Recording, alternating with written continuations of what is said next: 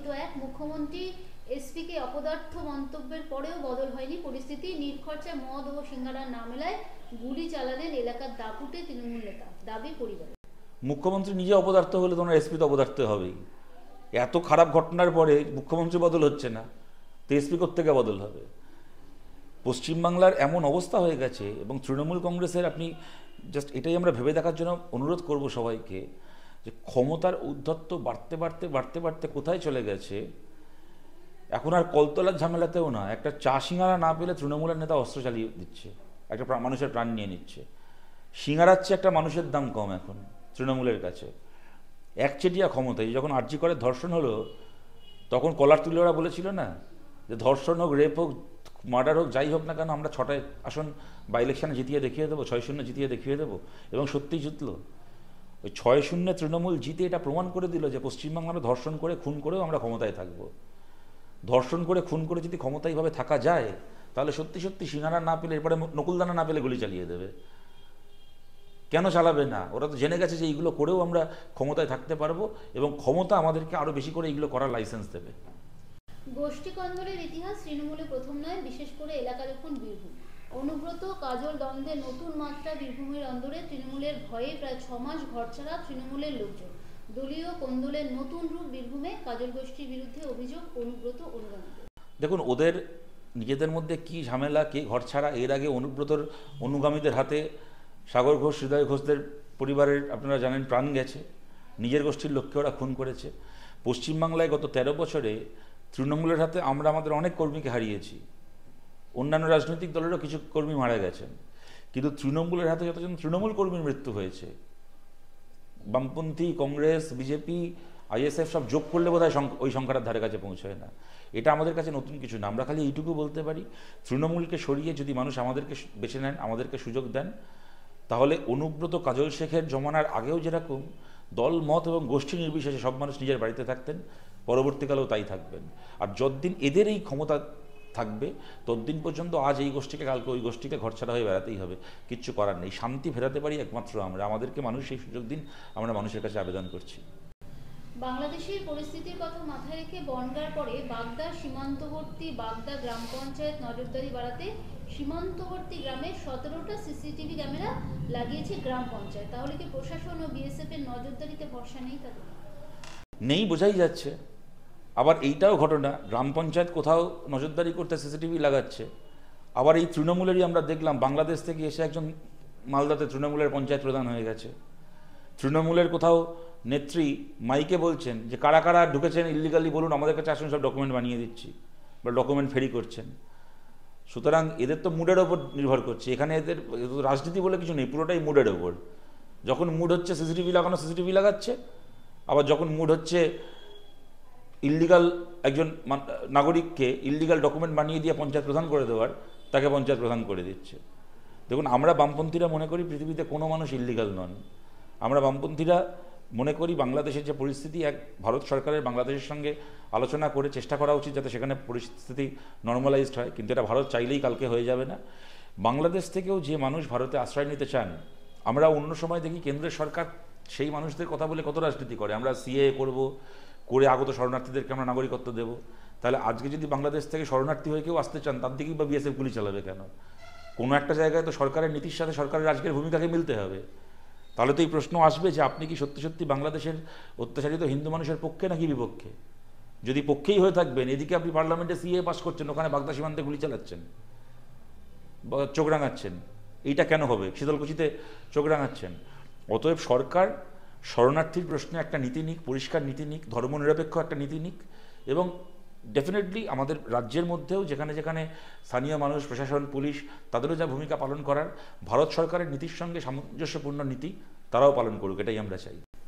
ভূমি সংস্কার দপ্তরে ঘুঘুর বাসা। রাজ্যের সবচাইতে বড় দুর্নীতির আখড়া ভূমি সংস্কার দপ্তর। কড়া আক্রমণ অধীর রঞ্জন চৌধুরী। নাম না করে মুখ্যমন্ত্রীকে আক্রমণ অধীর।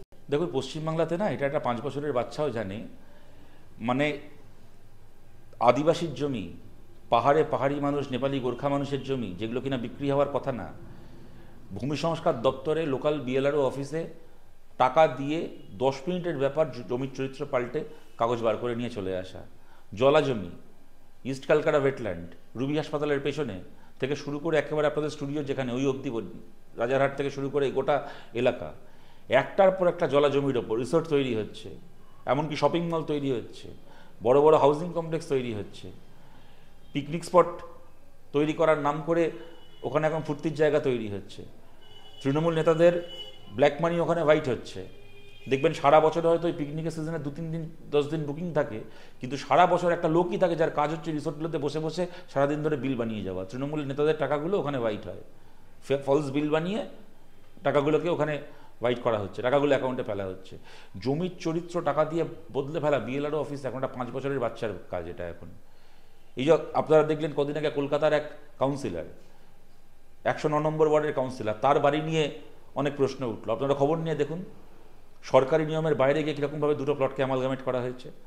এটা তো একটা 5 বছরের বাচ্চাও জানে। পশ্চিমবাংলাতে এখন বিজ্ঞাপন হচ্ছে, আপনাদের মতো চ্যানেলে বিভিন্ন খবরের কাগজে গর্বের সঙ্গে বিজ্ঞাপন করছে যে লাটাগুড়ি ফরেস্ট থেকে হেঁটে 10 মিনিট আপনার নিজের স্টুডিও অ্যাপার্টমেন্ট হবে। কোত্থেকে হয়? কার বাবার ক্ষমতা হলো লাটাগুড়ি ফরেস্টের মধ্যে প্রাইভেট অ্যাপার্টমেন্ট বানাবে? জঙ্গলের জমিতে, জমির আইন বলে দেউচা পাচামিতে কমিশন বানিয়েছেন মমতা বন্দ্যোপাধ্যায়, কমিটি বানিয়েছেন আদিবাসী মানুষের জমিকে। গোটা ভারতে যে আদিবাসী মানুষের জমির অধিকার নিশ্চিত করা হয়েছে, গোটা ভারতে পশ্চিমবাংলায় আদিবাসীর জমিকে বেআইনিভাবে বিক্রি করে দেওয়ার জন্য, হস্তান্তর করার জন্য মমতা ব্যানার্জি সরকারি কমিটি বানিয়েছেন। সুতরাং পশ্চিমবাংলার বিএলও অফিস এখন ঘুঘুর বাসা বললেও ভুল হয়, ওগুলো এখন চড়াই পাখির বাসা। 5 বছরের বাচ্চারাও গিয়ে ওখানে একটু দানা ফেলে জমির চরিত্র বদলে কাগজটি বার করে নিয়ে চলে আসতে পারে। বিধানসভা ভোটের আর বাকি মাত্র 1 বছর, এখনও দলের মধ্যেই বিজেপি রাজ্য সভাপতি নিয়ে বারবার প্রশ্ন তুলছেন দলের নেতারা। স্থায়ী নতুন রাজ্য সভাপতি কবে? কেন্দ্রীয় মন্ত্রীর দায়িত্ব সামলে সংগঠন সামলাতে পারছে না সুকান্ত মজুমদার বলে অভিমত রাজনৈতিক মহলে। দেখুন, ওদের স্থায়ী মানে কি বলবো, সভাপতি কবে হবে না হয় ওটা ওদের দলের ব্যাপার, ওদের আভ্যন্তরীণ বিষয়, আমার তো তাই নিয়ে বলার কিছু নেই। কিন্তু এইটুকু বলতে পারি যে দেখুন 2014 সালের পর থেকে বিশেষ করে আজকে 2025 সাল, এই 10.5-11 বছর বিজেপি কিন্তু খালি আমাদের রাজ্যের মূল বিরোধী শক্তি তাই নয়, হ্যাঁ, তার পাশাপাশি এখান থেকে ওরা এমএলএ এমপি যা পেয়েছে তার পাশাপাশি কেন্দ্রের সরকারের ক্ষমতায় থাকা, পশ্চিমবাংলা থেকে কেন্দ্রীয় মন্ত্রী থাকা একটা দল, যাদের হাতে ইডি আছে, সিবিআই আছে, ভিজিলেন্স কমিশন আছে, ইনকাম ট্যাক্স আছে, সব কিছু আছে। একচেটিয়াভাবে একটা রাজ্যে 11 বছর বিরোধী পরিসরে থাকার পরে বিজেপি তৃণমূল সরকারকে ঠিক কতটা বিপদে আসলে ফেলতে পারলো, এইটা নিয়ে আমার মনে হয় প্রশ্ন করার সময় এসছে। গরম গরম বক্তৃতা, গরম গরম ভাষণ, একে পা থেকে 2 ইঞ্চি ছোটো করে দেবো, ওকে মাথা থেকে 2.5 ইঞ্চি ছোটো করে দেবো, ওর হচ্ছে মমতা বন্দ্যোপাধ্যায়ের পোশাক আশাক তুলে কুৎসিত ইঙ্গিত করা থেকে শুরু করে, মহিলাদেরকে নিয়ে খারাপ খারাপ কথা বলা থেকে শুরু করে, গরুর দুধে সোনা আসে তত্ত্ব বার করা থেকে শুরু করে, খবরের কাগজে নাম তোলার জন্য, টিভির ক্যামেরার সামনে হিরো হওয়ার জন্য স্টান্টবাজি আমরা 11 বছর ধরে অনেক দেখেছি। তাই নিয়ে আলোচনা হয়েছে, আলাপ হয়েছে, বিজেপির বড় বড় মিটিং হয়েছে, মিছিল হয়েছে, প্রধানমন্ত্রী এসছেন, অমিত শাহ এসছেন, অনেক কিছু দেখেছি আমরা বিজেপির। কিন্তু তারপরে at the end of the day একটা তো জমা খরচ করতে হয়। দিনের শেষে হিসেবের খাতা নিয়ে বসতে আমরা কি দেখছি? 11 বছর এত ক্ষমতা নিয়ে পশ্চিমবাংলার বিরোধী পরিসরে থেকে বিজেপি তৃণমূল কংগ্রেসকে ঠিক কতটা অসুবিধায় ফেলতে পারলো বা আদৌ ফেলতে পারলো কিনা, আমার মনে হয় ওদেরকে সেই জবাবটা দিতে হবে। তার বাইরে ওদের সভাপতি কে হবে না হবে, আর বিজেপির তো একটা সুবিধা আছে, সবসময় যে দল থেকে সভাপতি করতে হবে এমন তো কোনো ব্যাপার না, অন্য দল থেকেও লোকে নেয় বিরোধী দলনেতা করে দিতে পেরেছে। সুতরাং সেরকম দরকার হলে অন্য কোনো দল থেকেও সভাপতি, বা ওরা চিতপুর যাত্রা কোম্পানির কাছ থেকেও কোনো সভাপতি ভাড়া নিয়ে যেতে পারে। যে কোনো যাত্রায় কেউ ভালো সভাপতির ভূমিকা অভিনয় করেছে, এই লোকটা ভালো সভাপতি, একে নিয়ে গিয়ে আমাদের বিজেপি ওয়েস্ট বেঙ্গলের সভাপতি বানিয়ে দিলাম। ওরা চিতপুরের যাত্রা কোম্পানি থেকেও সভাপতি ভাড়া করতে পারে, কিন্তু বিরোধী দল হিসেবে ওদের যে কাজটা করার কথা ছিল সেইটা কতটা করেছে তার ওরা একটা হিসেব দিক।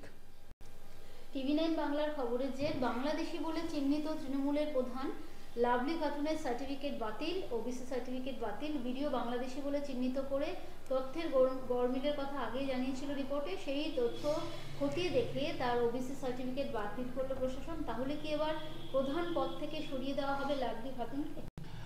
দেখো, সেটা তো আমার বিশ্বাস সময়ের অপেক্ষা, যদি না তৃণমূল বিরাট বেহায়াবানা কিছু একটা করে। কিন্তু প্রশ্নটা হচ্ছে যে আপনারা খবর করলেন, তারপরে এটা হলো, কিন্তু ওবিসি সার্টিফিকেটটা ইস্যু করা হলো কি করে একজনকে যে ভারতের নাগরিক নয়? তার কোন ব্যাকগ্রাউন্ড চেক করে তার ওবিসি সার্টিফিকেটটা ইস্যু করা হলো? তার কোন ব্যাকগ্রাউন্ড চেক করে তাকে আধার কার্ড থেকে শুরু করে রেশন কার্ড থেকে শুরু করে ভোটার আই কার্ড থেকে শুরু করে ভোটে দাঁড়াতে যে প্যান কার্ড লাগে এগুলো তৈরি করে দেওয়া হলো, তার জবাব তো এই বিডিওকে দিতে হবে। এবং এখানে প্রশ্নটা ওই একজনের নয়, আমি আপনাকে একটা উদাহরণ দিচ্ছি।